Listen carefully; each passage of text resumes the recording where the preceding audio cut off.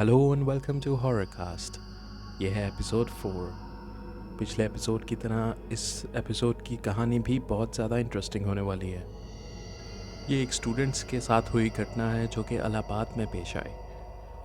इससे पहले कि हम अपनी कहानी की तरफ चलें, मैं आप सभी से रिक्वेस्ट करूंगा कि प्लीज़ हमारे चैनल को सब्सक्राइब कीजिए, वीडियो को लाइक कीजिए और कमेंट्स करना मत भूलिएगा। आपका फीडबैक हमारे लिए बहुत ज़रूरी है और हमारे वीडियोस को अपने फैमिलीज़ और फ्रेंड्स के साथ भी शेयर कीजिए। हम इन वीडियोस को आप तक पहुंचाने के लिए काफ़ी मेहनत करते हैं। एज अ टीम हम रिसर्च करते हैं, लोगों के साथ कनेक्ट करते हैं, उनकी रियल लाइफ स्टोरीज़ लेते हैं, फिर उस पर ये वीडियो बनाते हैं। तो ये एक बड़ा लंबा प्रोसीजर है, इसमें काफ़ी मेहनत लगती है। तो प्लीज़ हमें अप्रिशिएट कीजिए अपने लाइक्स के साथ, अपने कमेंट्स के साथ, और प्लीज़ चैनल को सब्सक्राइब कीजिए। तो चलिए चलते हैं अपनी कहानी की तरफ। मेरा नाम रोहन है। मैं इलाहाबाद यूनिवर्सिटी में इंजीनियरिंग का स्टूडेंट था और ये कहानी उस वक्त की है जब मैं 3rd ईयर में था। दोस्ती और हॉस्टल लाइफ से बोर होकर मैं और मेरे 2 करीबी दोस्त विजय और राजेश, हम लोगों ने सोचा कि हॉस्टल से निकलकर एक अपना अपार्टमेंट लेते हैं। विजय बहुत शांत और लॉजिक ड्रिवन लड़का था। वो हर चीज़ को रीजनिंग के लेंस से देखता था। राजेश थोड़ा इमोशनल और डरपोक सा लड़का था, लेकिन सबसे लॉयल दोस्त था। हम तीनों ने मिलकर इलाहाबाद के एक पुराने से एरिया में एक अपार्टमेंट रेंट किया। ये जगह काफ़ी सस्ती थी और अफोर्डेबल थी। हमारी बिल्डिंग काफ़ी पुरानी थी और टूटी फूटी थी, लेकिन हमें लगा कि पैसे के लिए कॉम्प्रोमाइज़ तो करना पड़ेगा। फ्लैट की मालकिन किरण आंटी एक अजीब सी महिला थी। उनका चेहरा हमेशा एक्सप्रेशनलेस होता, जैसे किसी ने इमोशंस निकाल लिए हों। उन्होंने कहा, ये बिल्डिंग पुरानी है, कभी कभी अजीब आवाज़ें आ जाती हैं, डरना मत, सब ठीक है, ऐसी कोई बात नहीं है। हमने सोचा बस पुरानी जगह है और औरत थोड़ी वियर्ड है, चलो कोई बात नहीं। लेकिन प्रॉब्लम तब शुरू हुई जब हमने अपनी पहली रात वहाँ बिताई। रात के करीब 2 बजे के आसपास सीढ़ियों से चलने और घिसटने की आवाज़ें आईं। हमने सोचा किसी ने दरवाज़ा खोला होगा, लेकिन जब देखा सब कुछ बंद था। अगले कुछ दिनों में चीज़ें और अजीब होने लगीं। कभी बंद लाइट अपने आप चल जाती, कभी बाथरूम की टैप अपने आप खुल जाती। राजेश ने एक रात बताया कि उसने देखा एक छोटी लड़की हॉल के कोने में खड़ी थी, लेकिन जब उसने लाइट जलाई कुछ भी नहीं था। विजय ने पहले तो सब कुछ डिसमिस किया। उसने यही बोला कि हेलुसिनेशंस होते हैं जब स्ट्रेस होता है, और हमारी स्टडीज़ भी काफ़ी टफ थी तो हमें स्ट्रेस भी था। लेकिन एक रात जब हम लोग तीनों डिनर कर रहे थे, फ्रिज का डोर खुद ब खुद खुल गया और एक ग्लास की बोतल ज़ोर से खुद ब खुद फ्लोर पर गिर गई। कोई वाइब्रेशंस, कोई हवा, कुछ भी नहीं था, लेकिन ऐसा हुआ। फिर शुरू हुए हमारे सपने। एक ही सपना हर दूसरी रात। एक छोटी सी लड़की सफ़ेद ड्रेस में, काले कीले बाल। मुझे सिर्फ इतना दिखाई देता था कि उसकी आंखें एकदम काली थीं, बिना प्यूपिल्स के। वो बहुत ही डरावनी दिखती थी। मैं सपने में हमेशा एक ही जगह देखता, हमारा खुद का अपार्टमेंट, लेकिन वो बिल्कुल उल्टा होता, एस एफ के ग्रेविटी ख़त्म हो चुकी हो, हर चीज़ इधर उधर पड़ी हुई, बिल्कुल केओटिक नज़र आती। एक रात विजय को भी उसी लड़की का सपना आया। उसने सपने में उसी लड़की को बिल्कुल उसी तरह देखा जिस तरह मेरे सपने में दिखती थी। लेकिन इस बार उस लड़की ने विजय से बात की और बोली, मैं गुम चुकी हूँ, मुझे वापस ले आओ, मेरी मदद करो। राजेश के सपने उसे और भी ज़्यादा डराने लगे। उसने एक दिन कहा, मैं सो रहा था, लेकिन महसूस हुआ कोई मेरी छाती पर बैठा है। सांस भी नहीं ले पा रहा था। जब आंख खुली तो देखा वो लड़की मेरे सीने पर बैठी थी। उस रात राजेश घबरा कर उठा और उसने उठते ही सारे घर की लाइट्स ऑन की और जल्दी जल्दी अपना सामान पैक करना शुरू किया। हमने उससे पूछा कि क्या हुआ। वो बहुत घबराया हुआ था, डर उसके चेहरे पर वाज़ेह था और उसका बदन पूरा पसीने से भीगा हुआ था। और उसने हमें बताया कि ये जगह ठीक नहीं है। मुझे भी वही लड़की इस बार मेरे सपने में आई और इस बार वो बहुत ज़्यादा खौफनाक थी और मुझ पर अटैक कर रही थी, और मैं यहाँ पर बिल्कुल 1 मिनट और नहीं रुकूंगा। हमने उसे काफ़ी बहलाने की कोशिश की, लेकिन इसके बावजूद उसने हमारी बात नहीं सुनी। काफ़ी देर समझाने के बाद फाइनली हमने राजेश को कन्विंस किया कि क्योंकि ये जगह बहुत पुरानी है और इस वजह से हमें इस तरह की चीज़ें महसूस होती हैं। फाइनली राजेश वापस रुका और हमने वो रात किसी न किसी तरह काटी। अगला दिन और भी अलग था। जब मैं यूनिवर्सिटी से वापस आया, विजय मुझे एक पेपर दिखा रहा था। उसने कहा कि हॉल के कोने में एक पुराना वुडन फ्लोर बोर्ड थोड़ा सा उखड़ा हुआ था। उसके अंदर एक मुरझाया हुआ स्टफ टेडी बेयर था, जिसमें ये एक पेपर मुझे मिला। वो पेपर काफ़ी पुराना और काफ़ी ख़राब हालत में था। उस पर पानी के निशान पड़े हुए थे और वो बहुत ही ब्राउन हो चुका था। उस पर बहुत सारी चीज़ें पढ़ी नहीं जा रही थी, लेकिन हमने जब थोड़ा पढ़ने की कोशिश की कि उस पर आखिर लिखा क्या हुआ है, तो हम ये पढ़ पाए, माँ के बिना नींद नहीं आती, माँ कहाँ गई। कुछ और भी कुछ चीज़ें लिखी हुई थीं जो कि साफ से समझ में नहीं आ रही थी। लेकिन ये सब देखकर अब विजय भी बोल उठा, ये सिर्फ कोइंसिडेंस नहीं हो सकता। वही रात सबसे भयानक थी। 3 बजे के करीब हम सब ने एक साथ एक ही सपना देखा। उस लड़की ने हम तीनों को एक ही जगह बुलाया, किचन के सामने। जब आंखें खुली तो हम सब एक ही वक्त किचन के पास खड़े थे। कोई कुछ नहीं बोल रहा था। तभी फ्रिज के पीछे से एक आवाज़ आई, किसी चीज़ के घिसटने की आवाज़। जब हमने आगे बढ़कर देखा तो हम लोग बिल्कुल शॉक्ड रह गए। एक औरत का स्केलेटन जैसा हाथ 1 मिनट के लिए फ्रिज के कोने से दिखा और फिर अचानक से गायब हो गया। हम तीनों ये देखकर एकदम हक्का बक्का रह गए। हमारी तो जैसे जान ही निकल गई हो। राजेश एकदम ज़मीन पर गिर गया और रोने लगा कि मुझे यहाँ से जाना है, मुझे यहाँ से निकालो। उसकी हालत हम तीनों में सबसे ज़्यादा ख़राब थी। इस पॉइंट पर हमने डिसाइड किया कि हमें किसी न किसी तांत्रिक या बाबा की मदद लेनी होगी। उसके अगले 2-3 दिन हमने बहुत ही चौकन्ने होकर गुजारे। हम लोग सुबह शाम घर के अंदर पूजा करते और साथ में हनुमान चालीसा लगाते। चीज़ें कुछ हद तक थम गई थी, लेकिन फिर भी बहुत सारे ऐसे इंस्टेंसेस थे जो कि होते थे। कभी लाइट खुद ब खुद फ्लिकर करती और एकदम बुझ जाती। कभी किसी कमरे में ऐसी आवाज़ आती जैसे कोई भाग दौड़ रहा हो, लेकिन जब हम जाते तो वहाँ कुछ ना होता। हमने अपनी खोज जारी रखी। यूनिवर्सिटी के एक प्रोफेसर ने एक छोटी सी कहानी सुनाई थी। हरिद्वार के पास एक बाबा हैं जो बिना नाम के जाने जाते हैं। हम वहाँ गए और उन्होंने हम तीनों को देखा और बिना कुछ पूछे बोला, एक माँ और एक बेटी, दोनों बंद हैं उस जगह में। बेटी का समय अधूरा छोड़ा गया और माँ उसे लेने आई थी, लेकिन किसी ने वहाँ पर उन दोनों को बांध दिया है। उन्होंने कहा कि अगर हम उस जगह से आत्मा को मुक्ति नहीं दिलाएंगे तो वो हमेशा चिपकी रहेगी। तो उस मुक्ति के लिए, उस क्लेंजिंग के लिए बाबा इलाहाबाद आए। बाबा ने आकर पूरी जगह का जायज़ा लिया और हमें बोला ये जगह काफ़ी भारी है, हमें एक बहुत ही रहस्यमय क्रिया करनी पड़ेगी। तो बाबा ने और उनके एक साथी ने वहाँ पर पूजा की तैयारी शुरू की। रात के करीब 1:30 बजे पूजा शुरू हुई। बाबा ने कहा कोई भी बीच में नहीं बोलेगा और पूरी बिल्डिंग में दिया जलाया जाएगा। पूजा जैसे ही इंटेंस होने लगी, हर कमरा बंद होने लगा।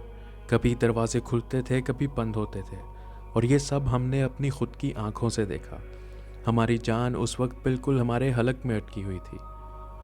हवा इतनी तेज़ हो गई जैसे कि तूफान अंदर आ गया हो, और ऐसी आवाज़ें आ रही थीं जैसे हमारे इर्द गिर्द बहुत सारे लोग तेज़ी से भाग रहे हैं।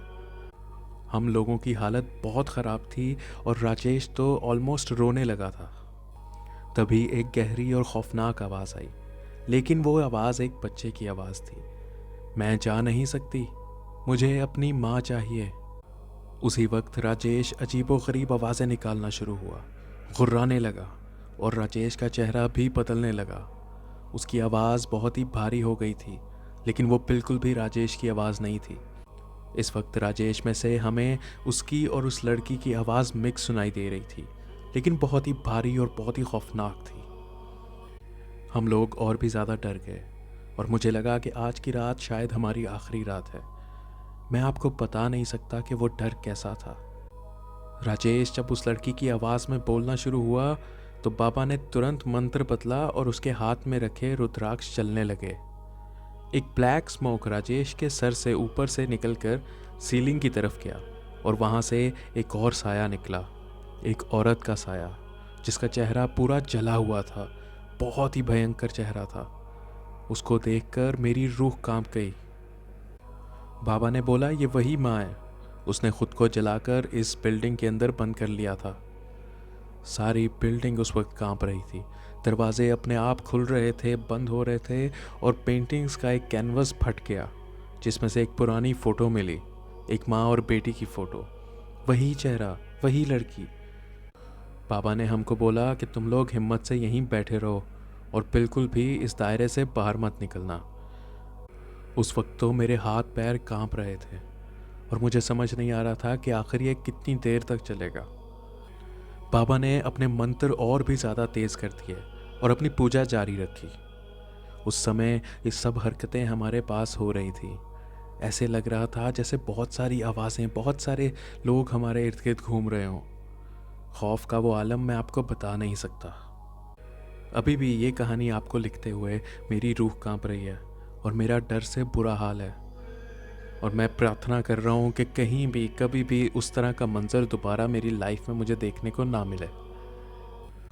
कुछ देर बाद वो बिल्डिंग और थोड़ी सी कांपी और बहुत सारी घुर्राने की और खौफनाक आवाज़ें हमें सुनाई दी और एकदम वो सब कुछ आहिस्ता आहिस्ता शांत हो गया।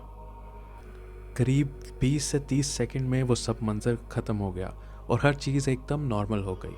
और बाबा ने भी अपने मंत्र पढ़ना बंद कर दिए और पूजा संपन्न हुई।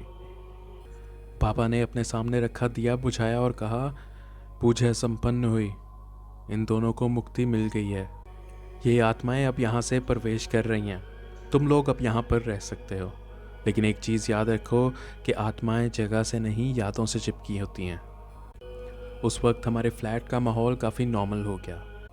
वो जगह अब पहले से बहुत ज़्यादा हल्की और ओपन महसूस हो रही थी। तो हमें इस बात का तो यकीन हो गया कि वो आत्माएं यहाँ से चली गई हैं, क्योंकि माहौल का अचानक से यूँ बदल जाना कोई आम बात नहीं है।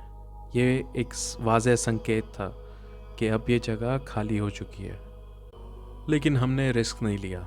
हमने अगले ही दिन उन आंटी से बात की, उनको बताया कि आपने किस तरह हमें धोखे से फंसाया, उनसे कुछ झगड़ा किया और साथ ही उनको ये बोला कि हम इस फ्लैट में और नहीं रहेंगे और अब हम यहाँ से जा रहे हैं। तो हमने तुरंत दूसरे फ्लैट्स ढूंढना शुरू किए और करीब सिर्फ 2 दिन में हमें एक और जगह मिली।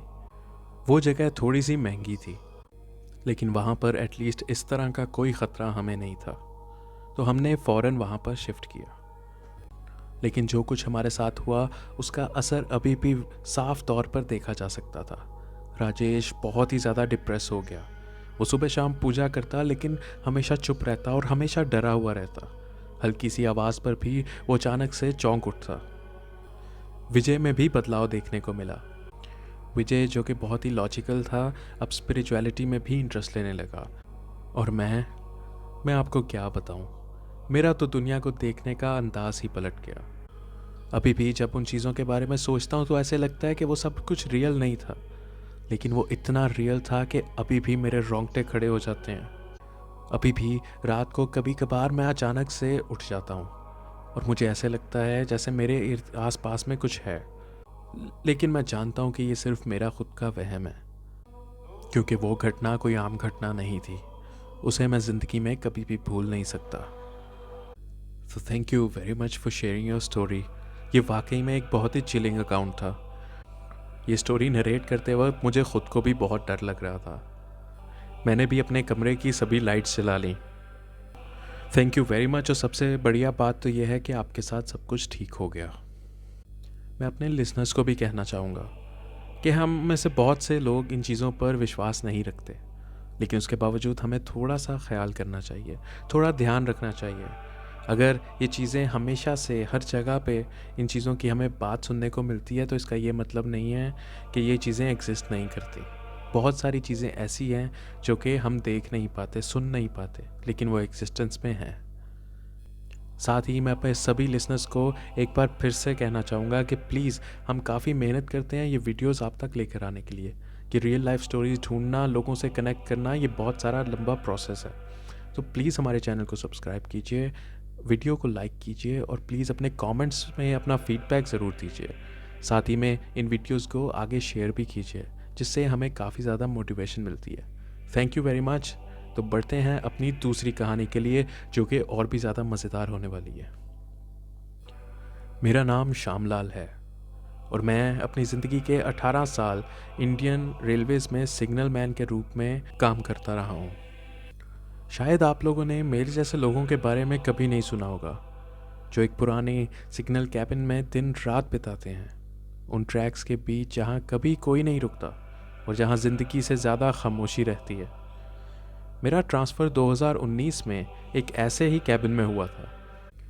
उस कैबिन का नाम कैबिन नंबर 93 था, जो मध्य प्रदेश के एक घने जंगल के बीच में है। स्टेशन से करीब 12 किलोमीटर दूर आसपास कोई बस्ती नहीं है, कोई रोज़मर्रा का इंसान नहीं है। बस मैं, एक सिग्नल बॉक्स और 2 पतले ट्रैक्स, जिनके बीच कभी कभी सीटी मार के कोई फ्री ट्रेन निकल जाती है। जब मैंने पहली बार कैबिन नंबर 93 देखा तो उसे देखते ही अजीब सा बोझ महसूस हुआ। मुझे एक अजीब सा डर अपने अंदर महसूस हुआ। छोटी सी ब्रिक की बिल्डिंग जिसमें एक पतला सा दरवाज़ा था, 2 खिड़कियां और अंदर एक पुराना सा लिवर सिस्टम था, हाथ से चलाने वाला।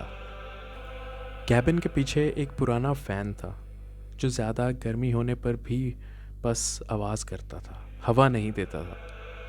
पहले दिन थोड़ा अजीब लगा, लेकिन ड्यूटी तो ड्यूटी होती है।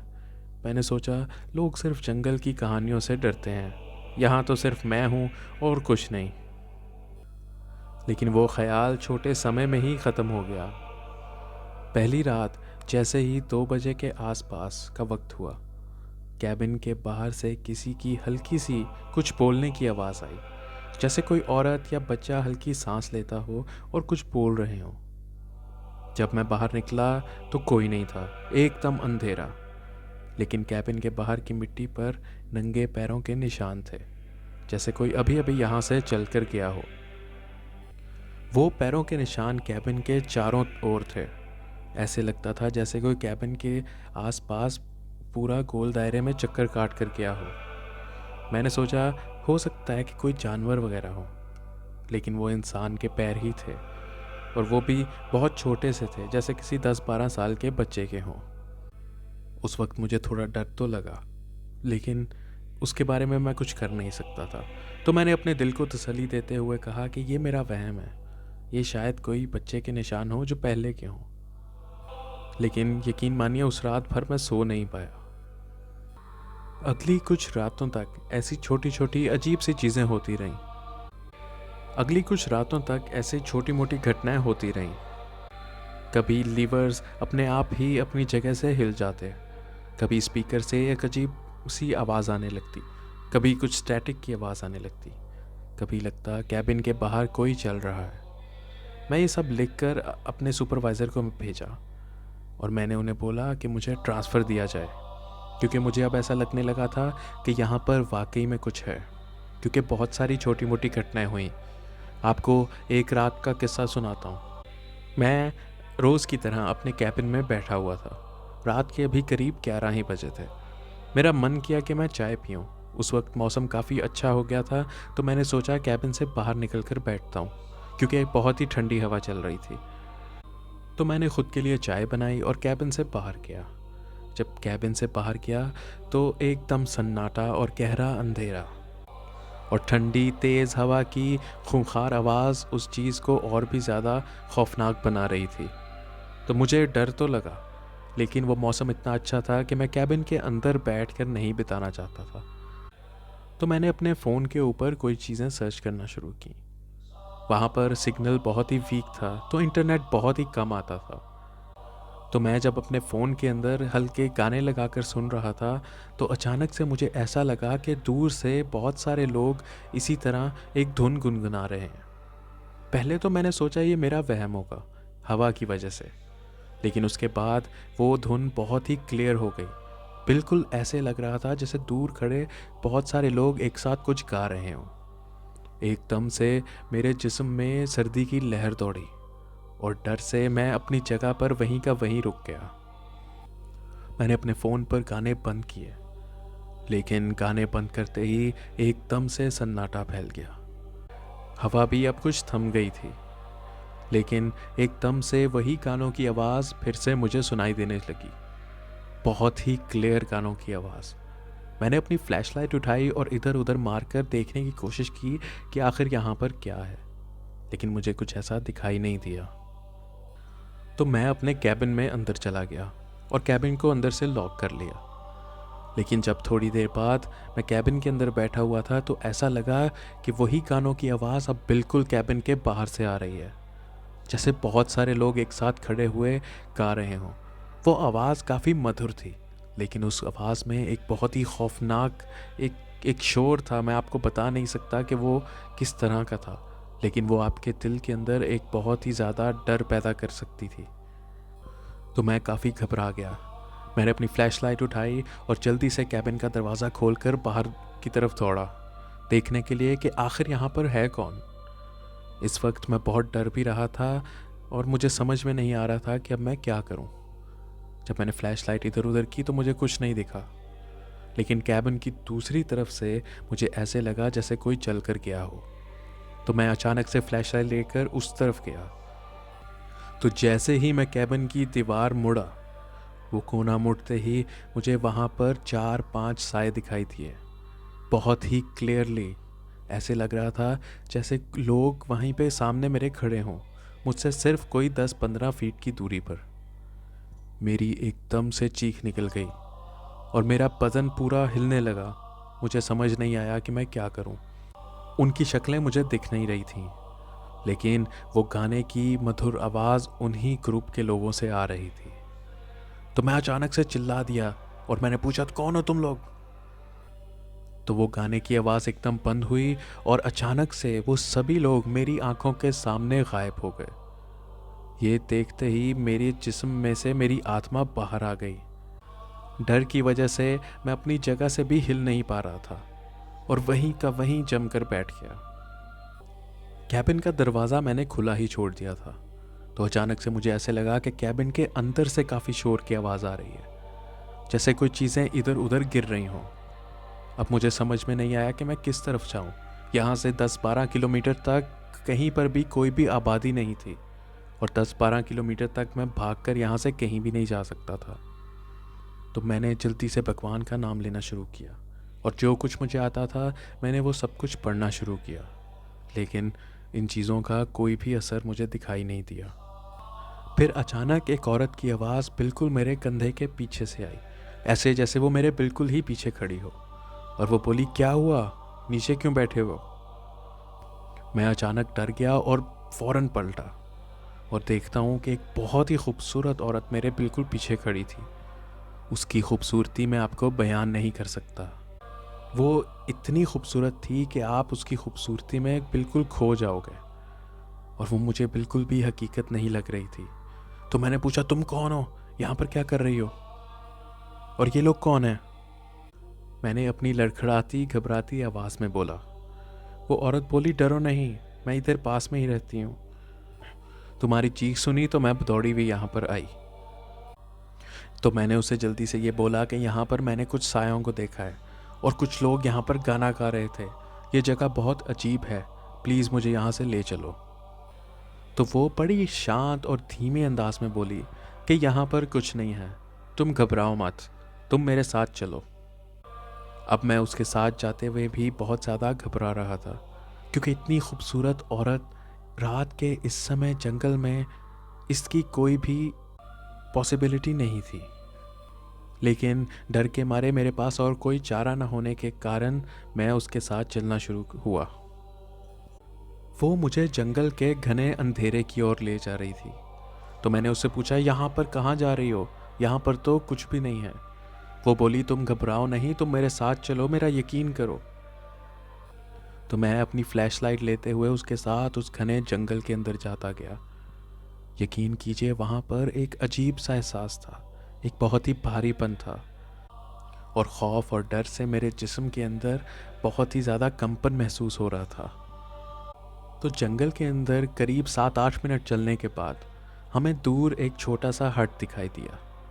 वो हट दूर से बहुत छोटा लग रहा था और उसके बाहर कोई छोटी सी पुराने पीले बल्ब की लाइट जल रही थी। तो वो औरत बोली कि यही मेरा घर है, आओ मैं तुम्हें यहाँ ले चलूँ। तो मैं सोचने लगा कि मेरे कैबिन से सिर्फ 7-8 मिनट की दूरी पर अगर कोई भी घर होता तो इसका मुझे पता होता, या मेरे से पहले जो यहाँ पर तैनात थे कम से कम वो मुझे इस बारे में बताते।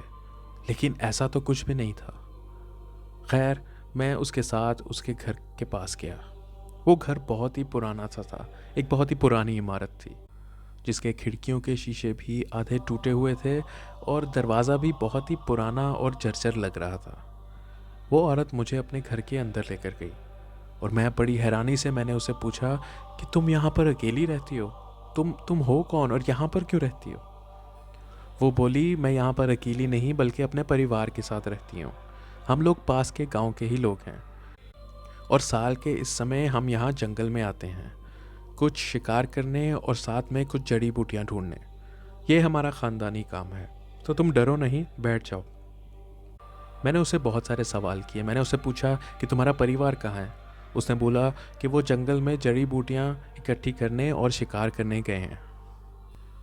उस औरत ने मुझे कहा कि तुम यहाँ शांति से बैठ जाओ और मुझे तुरंत एक चाय बनाकर पिलाई। यकीन कीजिए कि वो चाय इतनी मज़ेदार थी कि मैं आपको क्या बताऊं। इस तरह की चाय के बारे में मैं कभी सोच भी नहीं सकता था। वो इतनी मज़े की चाय थी। अचानक से दरवाजे पर खड़खड़ हुई और वो औरत उठकर दरवाज़ा खोलने गई। तो मुझे ऐसे लगा कि कोई बहुत ही भारी आवाज़ का बंदा उस औरत के साथ बहस करने लगा है। उस इंसान की आवाज़ बहुत भारी और बहुत ही खौफनाक लग रही थी, जो औरत के ऊपर चिल्ला रहा था और कुछ बहस कर रहा था। उनकी भाषा कुछ मुझे समझ में नहीं आ रही थी। वो बहुत ही एक मिक्स्ड भाषा थी, जिसके कुछ वर्ड्स तो मुझे समझ में आ रहे थे, लेकिन बहुत सारी चीज़ें मुझे समझ में नहीं आ रही थी। तो मैं और भी ज़्यादा क्यूरियस हो गया कि यहाँ पर ऐसे कौन से लोग हैं कि जो एक अलग ही भाषा बोलते हैं। कुछ देर बहस करने के बाद वो औरत वापस अंदर आई। तो मैंने घबराते हुए पूछा, क्या हुआ, ये कौन था? वो बोली, कुछ नहीं, ये मेरा पति था। इतनी देर में ही बाहर मुझे हंसने और खेलने की आवाज़ें आईं, ऐसे जैसे कुछ लोग बहुत ही ज़्यादा खुश हों। मैंने पूछा, ये बाहर कौन है, किसकी आवाज़ें आ रही हैं? तो मुझे बोली, कुछ नहीं, ये मेरी फैमिली के लोग हैं, ये वापस आ चुके हैं और आज ये लोग बहुत खुश हैं। मैंने पूछा, क्यों, ऐसा क्या हुआ? वो बोली, आज हमें एक बहुत बड़ा शिकार मिला है। काफ़ी दिन से इसी शिकार की तलाश थी हमें और आज वो खुद ब खुद हमारे पास आ गया है। तो मैंने एकदम से घबराते हुए बोला, कौन सा शिकार, किसकी बात कर रही हो?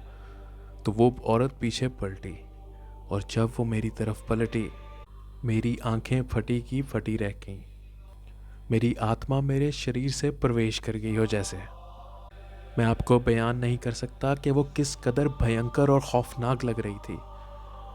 मेरा दिल ज़ोर ज़ोर से धड़क रहा था, ऐसे जैसे छाती से बाहर आ जाएगा, और डर से मेरा पूरा शरीर कांपने लगा और मैं ज़ोर ज़ोर से चिल्लाने लगा। और वो औरत बोली कि आज तुम हमसे बचकर नहीं जा सकते। उसकी आवाज़ बहुत ही खौफनाक और बहुत ही भारी हो चुकी थी। मैं चिल्ला रहा था, रो रहा था, लेकिन मेरे अंदर इतनी हिम्मत नहीं थी कि मैं यहाँ से उठकर भाग पाऊँ। डर से एकदम मैं अपनी जगह पर जम चुका था। तो मैंने ऊंची ऊंची भगवान का नाम लेना शुरू किया और वो औरत एक बहुत ही खौफनाक हंसी हंसने लगी। इतनी खौफनाक हंसी कि मैं आपको बता नहीं सकता। इतने में मैंने अपने साथ पड़ा चाय का प्याला उठाया और उस औरत की तरफ दे मारा और चिल्लाते हुए जल्दी से दरवाजे की तरफ बढ़ा। दरवाज़ा खोलते ही जैसे ही मैं बाहर निकलने लगा तो मैंने देखा कि 4-5 लोग उस घर के दरवाजे के बाहर खड़े हैं। उनके कद अनयूजुअली लंबे थे। वो दरख्तों की तरह बहुत ही ऊंचे ऊंचे दिखाई दे रहे थे। उनकी शक्लें बहुत ही ज़्यादा भयानक थीं और बहुत ही अजीब सी थीं।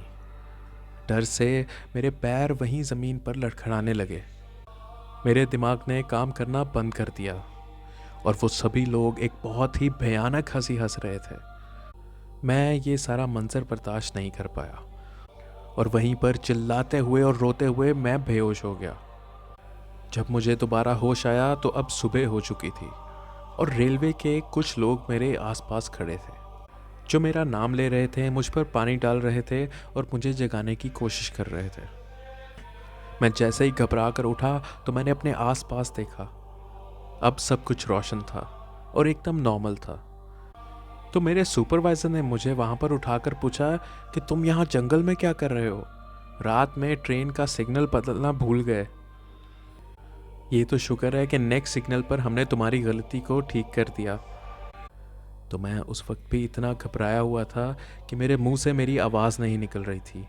मैं बहुत ही हकलाती हुई, लड़खड़ाती हुई भाषा में बोला, बचाओ, यहाँ पर कुछ है, बचाओ।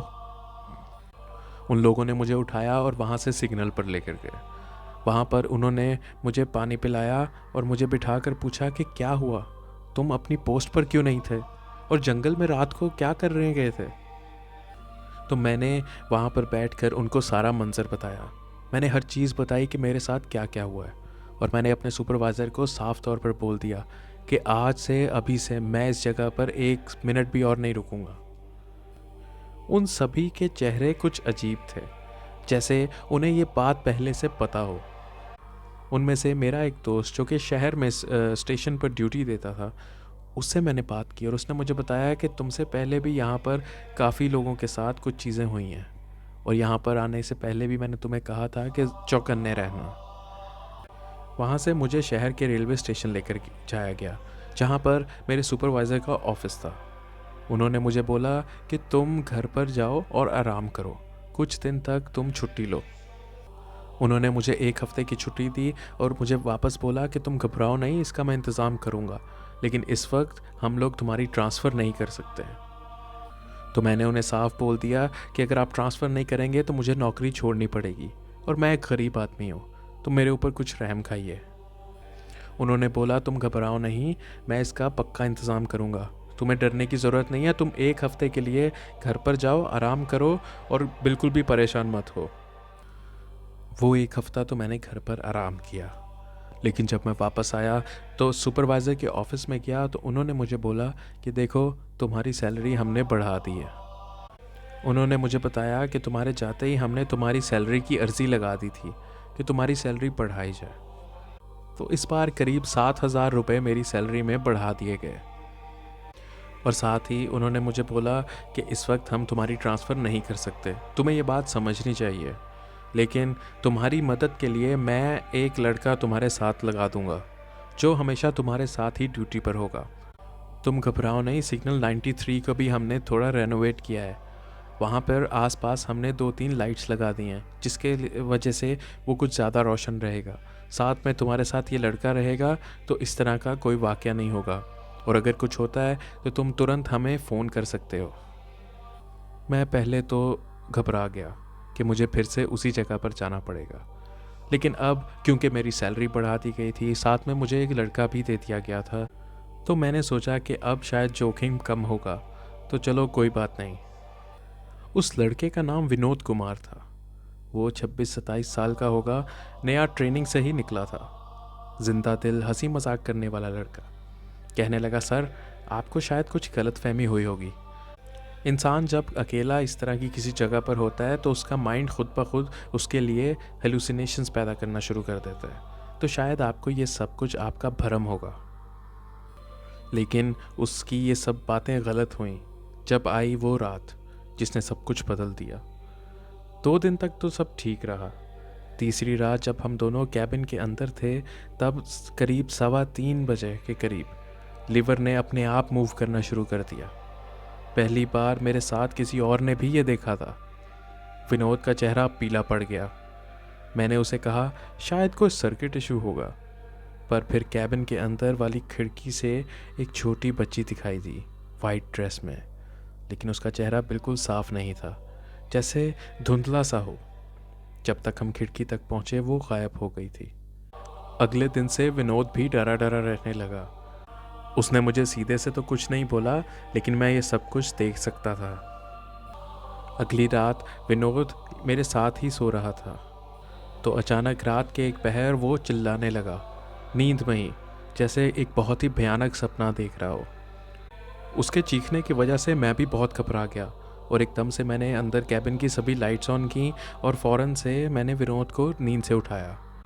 वो घबराते हुए उठा, बदन पूरा पसीने में भीगा हुआ।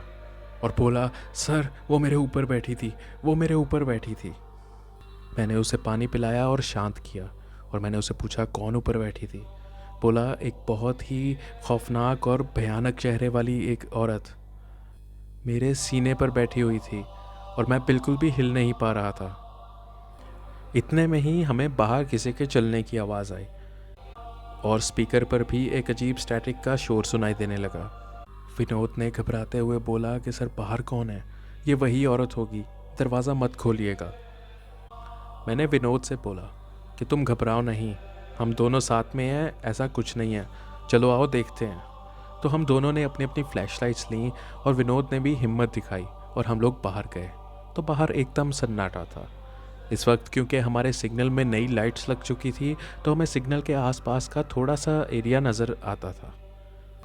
अचानक से कैबिन के दूसरी साइड से शोर हुआ।